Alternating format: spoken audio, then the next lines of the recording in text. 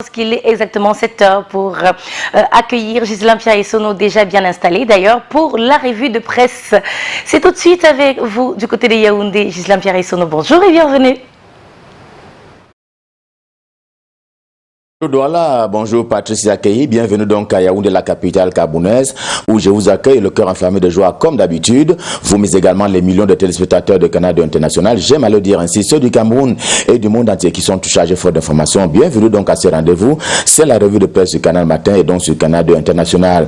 On l'imaginait bien à l'entame de la rentrée académique pour l'exercice 2020, la rentrée académique au Cameroun qui s'est produite, on s'en souvient encore, le 15 octobre dernier, notamment dans également les établissements à caractère privé sur l'ensemble du territoire national. Eh bien, la rentrée académique qui court donc depuis cette date-là, depuis donc le 15 octobre dernier, mais cependant la gestion des effectifs, notamment pour ce qui est de l'université publique, allait être une équation à résoudre. Yaoundé 1, Douala, Yaoundé 2e, Tchang, Ngaoundé Reboya et autres. C'est selon d'ailleurs un classement qui a été dressé en fonction justement des effectifs au sein de ces universités publiques camerounaises, les universités les plus sollicitées. On est à presque 540 000 étudiants au Cameroun répartis sur ces campus universitaires, ce qui rend bien entendu difficile la tâche au plan physique, d'où dans l'option gouvernementale au e-learning, selon que le rapporte Cameroun Tribune, le quotidien camerounais à capitaux publics, édition de ce jour. Dans les écoles supérieures encore, notamment les écoles de formation au Cameroun, le problème du Grand Nord, pour parler des 3 régions septentrionales, à savoir la Damawa, le Nord, mais également l'extrême nord du Cameroun, qui continue de revendiquer l'application rien que nous ici et maintenant de ce qu'il est convenu d'appeler et de considérer au Cameroun comme étant le principe de l'équilibre régional. À chaque fois, la revendication revient à tort ou à raison, mais c'est toujours avec intérêt certain et c'est d'ailleurs, vous le voyez en une principale, le centre d'intérêt de Camer Presse édition de ce jour. Centre d'intérêt pour ce qui est de Ouest Echo, également en kiosque ce matin, ce sont les régionales, les élections à venir. Dans ce sens, qu'au fur et à mesure qu'approche donc cette échéance-là, s'aiguise un peu les appétits pour ce qui est de la présidence des conseils régionaux. Et cette fois-ci, le journal fait état et fait entendre donc le son de cloche en provenance du département du Roncam, région de l'Ouest du Cameroun, parti pour revendiquer, bien entendu, la place de président du conseil régional. Le quotidien bleu, le jour du jour, suggère un devoir de mémoire. D'abord ce matin, devoir de mémoire. Mémoire pour ces nombreux Camerounais qui avaient péri, on s'en souvient, il y a 4 ans encore, suite à une catastrophe ferroviaire du côté des Écarts. Depuis lors, le deuil n'a guère été fait si l'on s'en tient aux explications du journal, dont la une est bien entendu en fond noir ce matin. Retour sur ce passé fait de sang et de douleurs pour la communauté nationale, pour revendiquer la pratique des justes et coutumes en la matière, qui laverait ainsi le malheur et éloignerait d'ailleurs le péché à la communauté locale des Écarts et à l'ensemble de la communauté nationale, le Cameroun. Le péché qui conduit parfois à la maladie. En tout cas, la une principale du quotidien bleu édition de ce jour parle de la trisomie 21. C'est une maladie à tout le moins rare. On parle ainsi d'une maladie rare qui fait cependant des ravages au Cameroun et même dans la sous-région Afrique centrale. Alors la question est la suivante. Quel est le mode de vie? Quelles sont les modalités dont il faut tenir compte pour être parent quand il faut avoir un enfant qui souffre de cette maladie-là? C'est la somme des explications que nous produit le quotidien Le Jour du Jour en une principale édition de ce matin. Et justement, à propos des maladies, le journal repère de faire Richard Touna Ombe persiste et signe. Eh bien, le problème, c'est qu'il y a problème avec notamment le vaccin contre le col de l'utérus, le cancer du col de l'utérus. En tout cas, c'est un vaccin qui fait couler beaucoup d'encre et de salive au Cameroun, depuis notamment que les pouvoirs publics et le ministère de la Santé publique en particulier ont décidé de le mettre sur le marché de la santé publique. Les parents, quant à eux, n'en veulent pas, faute de garantie à leur progéniture. Cette fois, c'est l'église catholique qui est au Cameroun qui a pris donc le taureau par les cornes. Le cas notamment du diocèse d'Obala qui le refute au sein de ses formations hospitalières. D'ailleurs, en deuxième une ce matin, le quotidien Le Messager de Jean-François Chanon parle un peu de ces démons si combattus et éliminés par les prêtres et les pasteurs, le cas justement de l'église catholique qui est au Cameroun et le diocèse de Bala qui ne veut pas entendre parler de ce vaccin contre le cancer du col de l'utérus. Le diocèse n'en veut pas, il le chante d'ailleurs à haute voix. C'est ce qui est repris royalement ce matin dans les colonnes du quotidien Le Messager et dans la une principale ce matin. évoque une question de survie économique, notamment des ex-employés de la DIT, la Douala International Transport. En tout cas, l'entreprise avait été remplacée, rappelle le journal, par une régie au niveau du port autonome de Douala, mais tous les employés n'avaient pas été reversés. Ce sont ces employés-là qui est depuis quelque temps maintenant en justice, le temps de revendiquer le paiement de leurs droits intégral, et cela à l'adresse du groupe Bolloré, leur ex-employeur. L'économie quotidienne est en kiosque. Le journal se préoccupe cependant de ces marchés souvent passés mais toujours abandonnés. On les recense par dizaines de milliers au Cameroun. Pour se fâcher, le gouvernement de la République a donc ramené le débat à la raison, et d'ailleurs une liste noire a été établie s'agissant de ces entreprises qui ont souvent gagné les marchés et qui ne les exécutent pas, aux grandes dames du budget d'investissement public. Le UDISAL, quant à lui, accuse à son tour le peu de réalisations dont font montre les patrons des exécutifs municipaux pour ce qui est de la région du Grand Nord, des 3 régions septentrionales. L'exécution du BIP, le budget d'investissement public, qui pose donc un problème de ce côté-là. Le cas du Diamaré est convoqué ce matin par le journal pour ce qui est de la région de l'extrême nord. Et cette fois, le journal pointe un doigt accusateur sur les exécutifs communaux, faute notamment des compétences avérées qui constituent, pour ainsi dire, un frein à l'exécution du développement local pour ce qui est du septentrion camerounais. Vision économique, quant à lui, fait référence au PAD, le port autonome de Douala, lequel, rappelons-le, vient de se doter de nouveaux instruments qui le rendent plus compétitif encore. Ce sera, se vante cette fois-là le journal, la plateforme portuaire la plus attractive au niveau du golfe de Guinée. C'est donc à mettre à l'actif du gouvernement de la République et des dirigeants du port autonome de Douala. Hot News, quant à lui, n'a pas fini de parler notamment de la mesure présidentielle, une instruction en provenance d'Etoudi qui a donc demandé la suspension s'agissant de l'exécution de la taxation sur téléphone et autres tablettes au Cameroun. C'est une institution qui fait donc que le président de la République a demandé des meilleures conditions de son implémentation.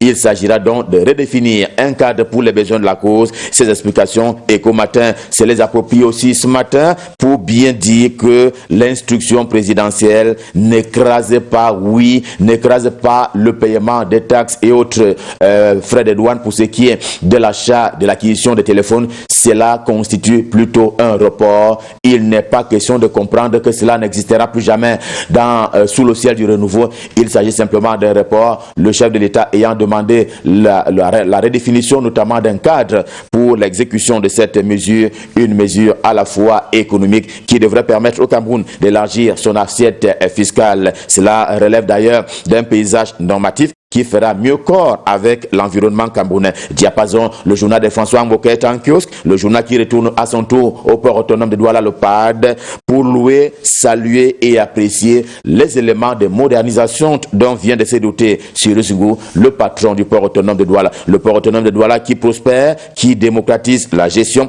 et qui crée, pour ainsi dire, l'emploi. Il fallait le faire, conclut ainsi Diapason en kiosque. Mais là n'est pas le danger. Le danger pour le quotidien Émergence vient d'ailleurs de loin. Le journal voit et le signal. Il est en provenance du rythme d'endettement de certains pays africains, notamment les pays à obédience francophone. Pour le journal, le Cameroun est déjà le pays africain qui a contracté le plus grand nombre de dettes dons auprès de la Chine, s'appuyant d'ailleurs sur un rapport de l'ABM, la Banque mondiale, qui vient de rendre ainsi public un rapport dont s'approprie justement le quotidien Émergence, édition de ce jour. La bonne nouvelle pour l'économie camerounaise, c'est au quotidien Mutation des Gab, Georges Alain Boyumo, qu'il faut aller la chercher. À bord de Camerco se trouve le directeur général lui-même, Louis-Georges Ndipendi Koutou, n'a commencé à avoir des moments de sommeil qu'hier, il fallait que la compagnie aérienne nationale redécolle malgré les turpitudes. Pour en arriver là, explique justement le quotidien Mutation,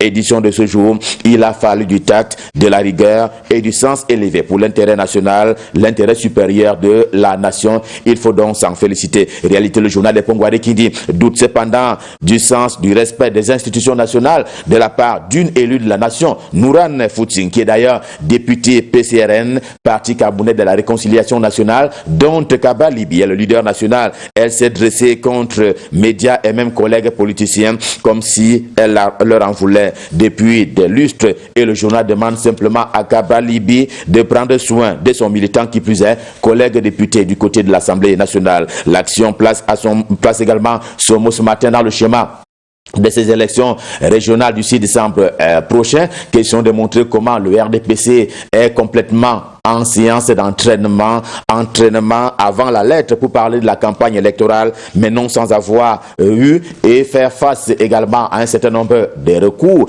qui ont été intentés contre lui, le temps notamment de du moment post-investiture au sein de cette formation politique. Dernière heure, Tankios, le journal parle lui aussi politique ce matin, le temps de resserrer sur qui sont les vrais piliers, que dis-je, les vrais suppôts valables du président Paul Biya. Ils sont 6 aux yeux du journal. Ils sont du Rassemblement démocratique du peuple camerounais ou non. Jacques Famindongo, Paul Atanganji, Issa Chiroma Bakari, qui côtoie ainsi Pierre Ismaël Bidounkpat, Célestine Kecha-Cortez et autres, Joseph Betty Assomo. Voilà, aux yeux du journal, les 6 grands piliers en termes de support et de support du président Paul Biya. The Guardian Post, quotidien camerounais d'expression anglaise au siège imposant à Yaoundé, fait quant à lui son lit dans le tronçon délicat, déjà très délicat, Bamenda Bamenjou.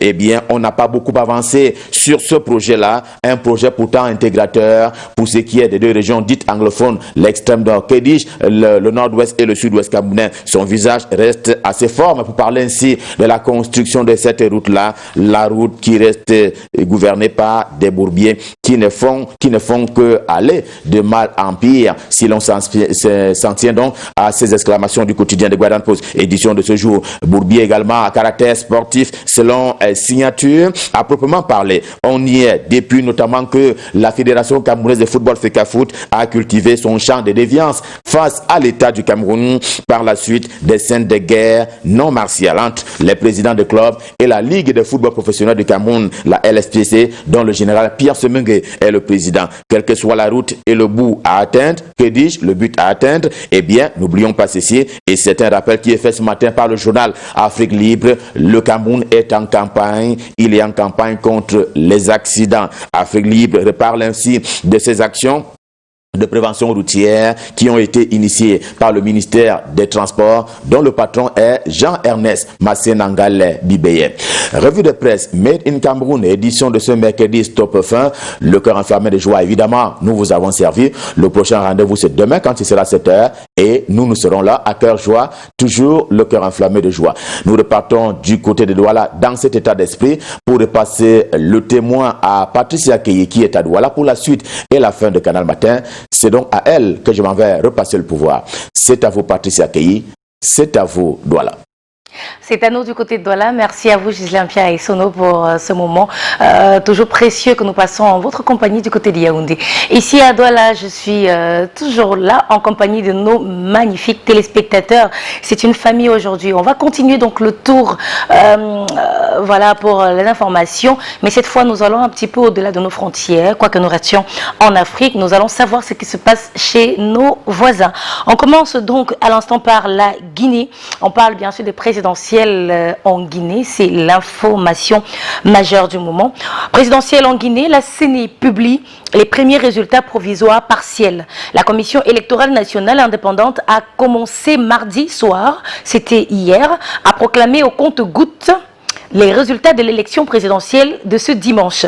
De son côté, l'UFDG, principal parti d'opposition qui s'estime vainqueur selon son propre décompte, a tenu un point de presse pour expliquer sa méthode et sa démarche. La CENI a diffusé mardi soir les premiers résultats provisoires partiels du premier tour de l'élection présidentielle du 18 octobre. Les chiffres annoncés concernent seulement 4 circonscriptions du pays sur 38 au total. Et dans ces 4 circonscriptions, le président sortant, Alpha Condé, est en tête. On continue et cette fois nous sommes au Nigeria. Ça ne va pas mieux non plus. Les autorités durcissent le ton face aux débordements. Après des débordements violents en marge des manifestations contre les brutalités policières et pour la bonne gouvernance qui ont lieu depuis plus de 10 jours, les autorités ont notamment décrété un couvre-feu à Lagos. Les manifestants qui avaient choisi de braver ces décrets ont été brutalement dispersés par la police dans la soirée. L'ONG Amnesty évoque plusieurs morts. Le mouvement de la jeunesse nigériane se voulait pourtant résolument pacifique jusque-là, mais il a finalement basculé dans le chaos. Et depuis lundi 19 octobre, ces rassemblements jusque-là pacifiques ont conduit à une impressionnante escalade de la violence.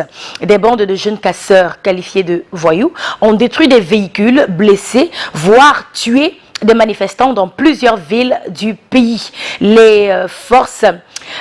Plusieurs commissariats ont également été attaqués et vandalisés à Lagos, Ibadan et Benin City. Des heurts intercommunautaires ont également éclaté à Abuja, mais beaucoup de manifestants et d'observateurs affirment que ces jeunes sont payés par les autorités pour s'aimer le trouble et justifier l'intervention des forces de sécurité.